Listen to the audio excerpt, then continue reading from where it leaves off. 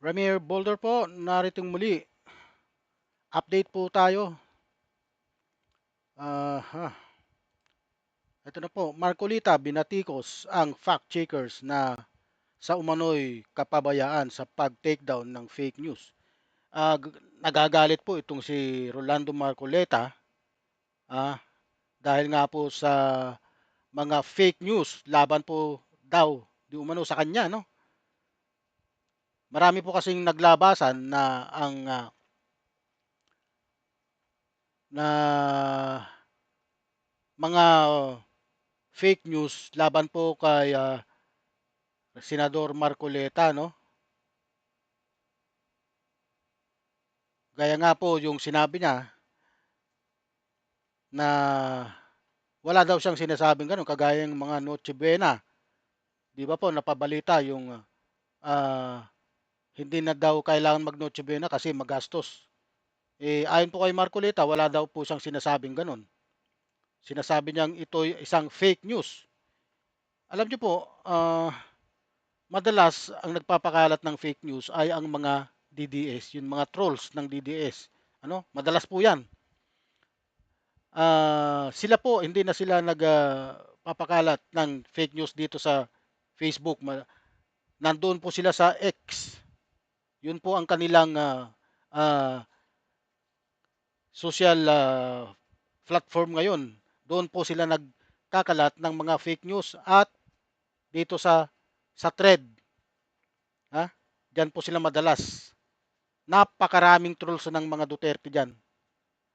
Pero dito sa Facebook, bihira na po sila diyan. Kasi nga po, sila ay naimbestigahan na ng Quadcom noon. Ano? Ngayon, marami pa rin mga nagkalat na talagang fake news dito sa Facebook. Kaya ito, panuorin nyo yung galit, ngit-ngit, ni Marco Leta. Target ipatawag ng Senado ang social media giant na Meta dahil sa paglaganap ng fake news sa internet. Bukod kasi sa fact-checking platforms, responsable rin daw ito sa mga online content. Narito ang agenda report ni Hannah T. Naparant sa fact-checking organizations si Senator Rodante Marcoleta dahil sa mga kumalat na peking impormasyon online tungkol sa kanya. Una, ang post na pinilit lang daw ng senador si Witness Orly Guteza magsalita tungkol sa pagkakadawit ni na dating Speaker Martin Romualdez at Zal Vico sa pagtanggap ng kickbacks sa info projects. Ito pa ang unang-una. Kasi nga, kaya ka napagbibintangang pinilit mo siya dahil nga nung maputol yung kanyang sinasabi, hawak mo. Hawak mo yung isang yung original na affidavit ni Orly Gutesa. Kaya ka napagbintangan ng mapanuring mga nanunood. Ano? Mapanuri yan, mga taong yan na gagawang ka talaga ng mali dahil nga sa hindi naman siya naka-schedule na magpahayag. Siya ay tinatawag na bigla na lang sumulpot yung si Gutesa na ito, no? Tapos bigla mong pinagsalita. Tapos nakitaan pa ng hindi yung peking notaryo sa kanyang mga affidavit. Ha? 'Di ba? Kaya bumabaling sa iyo. Ha? Bumabalik sa iyo, nagba-bounce back yung mga ginawa mong pag-iimbita, ha? Sa Gutesa na ito, ano? Oh, sige. Pangalawa, ang circulating post na sinabi raw niyang walang kwenta ang Noche Buena. Ito yung ito yung sinasabi ko kanina na walang kwenta ang Noche Buena. Gastos lang 'yan. Sino ang nagpakalat niyan? Ano? Hindi ko naman sa kinakampihan niyan si Marcoleta, pero mali po 'yun kung hindi po totoo, dapat hindi niyo pinapakalat. Ano? Kasi eh hindi naman po kung hindi niya naman po sinabi, Bakit kumakalat sa social media? Ha? Si Marcolita ay nagtanong at nagpahayag ng pagdududa sa bisa ng mga fact-checking, ha? Fact-checking organization tulad ng Vera Files, hmm, Check PH at iba pa sa pagpigil sa pagkalat ng disinformation. Madalas pong gumagawa niyan ay yung mga trolls ng mga Duterte. Sa totoo lang, hmm, pinunahan niya na maraming fake news ang patuloy na umiikot. Halimbawa, noong ito lang Oktubre, may peking balita tungkol sa ambush laban sa kanya. Oh, yeah? Nauugnay sa flood control investigation ng kanyang idiniin bilang black propaganda.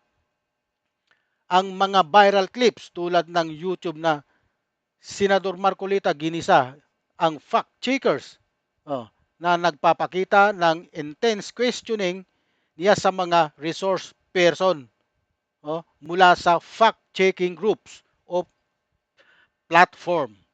Ito ay bahagi ng mas malaking debate ngayon, ha, sa Kongreso, Senate tungkol sa pangangailangan ng bansa, batas laban sa fake news, kung saan may consensus sa ilan na sapat na ang existing laws pero kulang sa implementasyon. Yan po ang problema. Ha? Ah. Ang insidente ay nagpapakita ng patuloy na tensyon sa pagitan ng ilang politiko at fact-checkers sa Pilipinas. Si Marcoleta ay madalas na target ng disinformation. Halimbawa, fake ambush story noong 2025 ay ginamit ng ang hearing para i-highlight ang perceived sa kahinaan ng fact-checkers sa real-time na pagkontrol ng fake news. Gayunpaman, maraming kritiko ang naniniwala na ang ganitong pagbatikos ay bahagi ng mas malaking pattern kung saan ang mga pro-administration, independence ng fact-checkers na madalas nagdidebunk ng claim mula sa kanilang kampo. Oh, ano? Patuloy po natin. Ikatlo, ang larawang ito na nagpapakitang tila inaabutan daw siya ni dating Pangulong Rodrigo Duterte ng alak sa kabila ng pagiging INC member niya.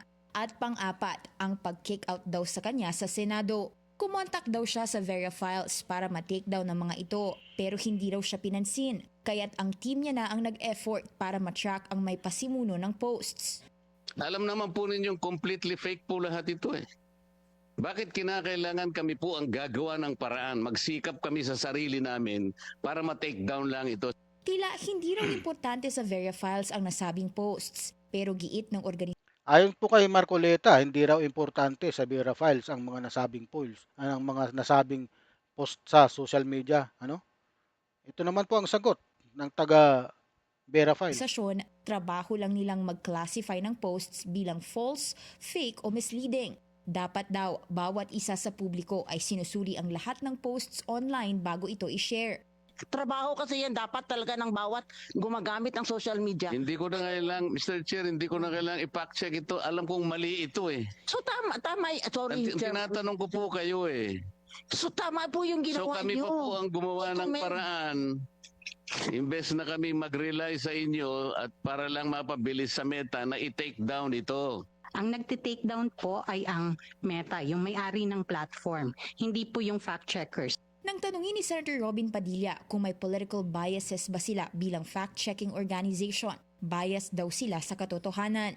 Hindi pwedeng iasa sa fact checkers ang laban sa disinformasyon, di ba? So dapat talaga bawat isa sa atin yung Nag-effort. lahat atin gumawa ng ating paraan. Ipinapanukala ngayon sa Senado na pagbawalan ang multiple accounts ng isang individual. Iuugnay daw ito sa National ID System ng bansa para wala nang magdoble ng social media account. Ang dali mag-register. Gusto nyo ako na magre-register kaagad ako dito eh.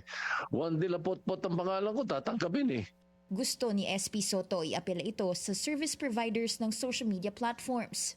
Sa susunod na pagdinig, target ipatawag ang Meta para linawin ang guidelines nito tungkol sa pag-takedown ng Yan po. sa susunod daw ay papatawag na ang Meta upang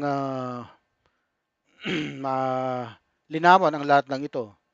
Ang senaryong ay nagpapahayag ng mas malaking issue sa disinformation sa ecosystem sa Pilipinas, ano? Habang maraming fake news ang nagmumula sa political camps. Ang pagtugon dito ay laging polarized at politicized. Hanggang ngayon, walang major na pagbabago sa takedown policies ng platform at patuloy ang labanan sa pagitan ng truth at propaganda. Kaya maging aware po kayo sa inyong mga isinishare. Kung kayo po, pag nakita nyong alanganin, huwag nyo nang ishare. Basahin nyo na lang. Ngayon, kung kayo naman po ay ah, freelance YouTuber o freelance content creator, mag-content kayo ng tama. Huwag yung paninirang puri. Halimbawa, kagaya ng maraming content creator na nagpapalabas sila ng kanilang content. Ang content nila, mga reaction video. Yun, pwede yun. Basta't kung fake man yung kanyang ni-reaction, hindi niya alam. Basta't may video. Oh, nag-react ka lang naman sa video yung nakita mo. Hindi ka mananagot dyan. Pero kung ikaw mismo ang